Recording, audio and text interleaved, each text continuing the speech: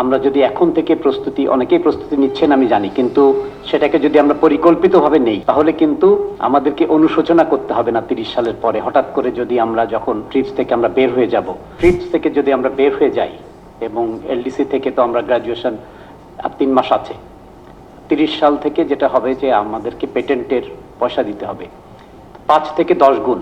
কত হবে আমরা জানি না, যদি সবকিছুর জন্য তো দেয়া লাগবে না, তারপরেও যদি 40,000 কোটি টাকা যদি আমরা ধরি যে 4 গুণও ধরি, তাহলে কিন্তু তো 1.5 লক্ষ কোটি টাকা হয়ে যাবে।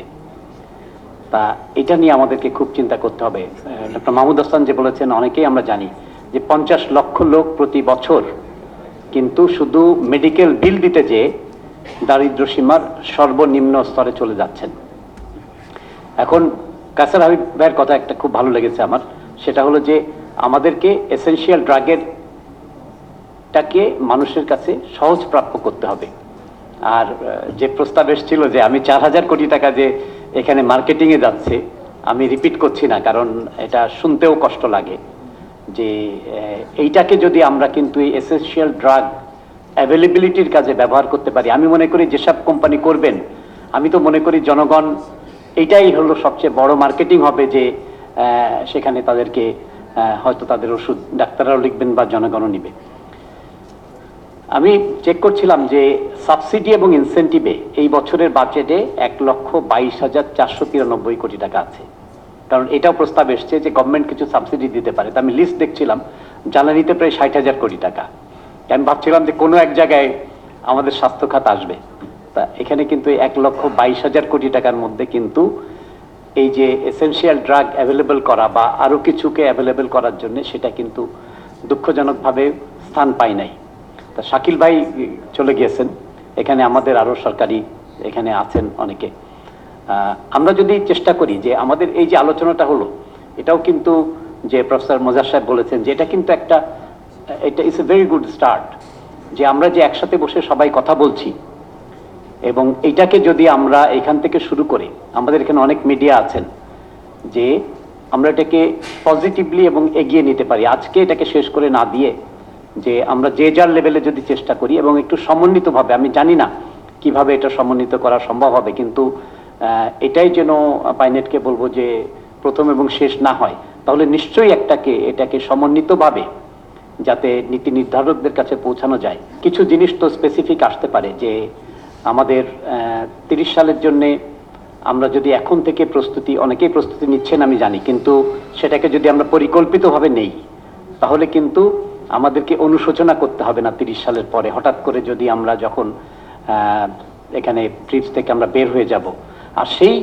আমি এটা বলেই আমি শেষ করে দিব, যে সেটা যদি আমরা সমন্বিতভাবে করতে পারি, এখানে যে এই যে 295টা করা হলো, WHO-র যে এসেনশিয়াল লিস্টে 523টা আছে, অ্যাডাল্টের জন্য, চিলড্রেনের জন্য 373টা, আশেপাশের দেশে অধিকাংশ দেশ, আমরা যদি ডেভেলপ কান্ট্রির যদি সাথে কম্পেয়ার নাও করি, কিন্তু 484 নিচে কিন্তু আমি কিন্তু দেখছি না আমার যেটা লিস্টে। Please correct me if I am রং।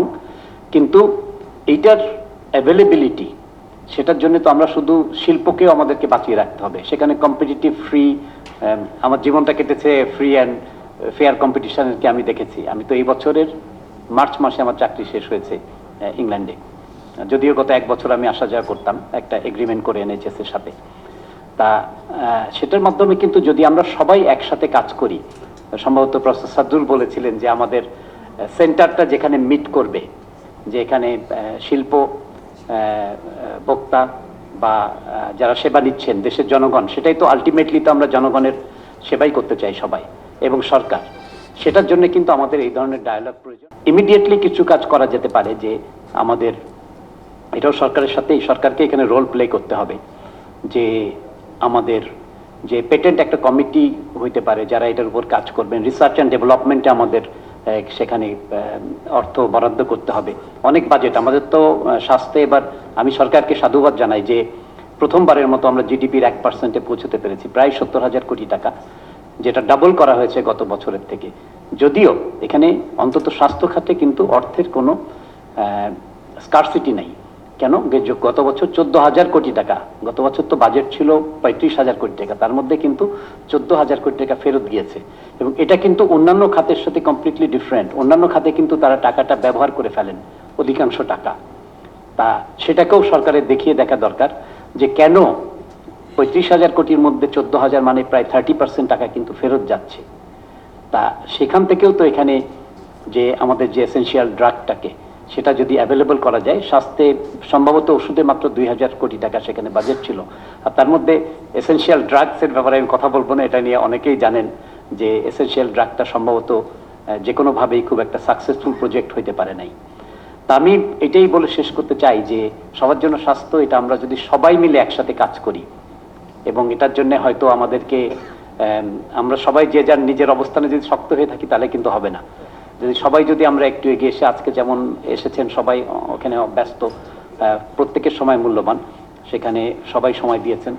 তা আমরা সবাই মিলে আমি এটা দাবি রাখবো সরকারের প্রতিও, যে আমরা একসাথে মিলে যাতে আমরা এটাকে উত্তরণ করতে পারি, এই সমস্যা উত্তরণ করতে পারি, সামনে 30 সালের পরে কি হবে সেটার জন্য আমরা প্রস্তুত হতে পারি। এবং মানুষের কাছে এই এসেনশিয়াল ড্রাগ 117 হলো বা 533 হলো এটা ইম্পর্টেন্ট না, কিন্তু সেটাকেই যাতে আমরা সবাই মিলে একসাথে কাজ করে পৌঁছাতে পারি, এই দাবি রেখে আমি শেষ করছি।